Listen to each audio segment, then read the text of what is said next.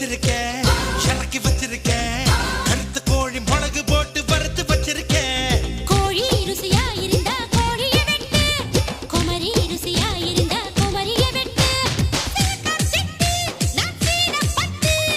ஆடை போட்டு மூடி வச்ச அல்வா தட்டு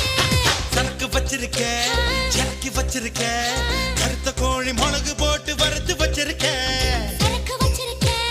இறக்கி வச்சிருக்கேன் கருத்து கோழி மிளகு போட்டு வறுத்து வச்சிருக்கேன் கோழி ருசியா இருந்தா கோழிய திம்ப குமரி ருசியா இருந்தா குமரிய திம்ப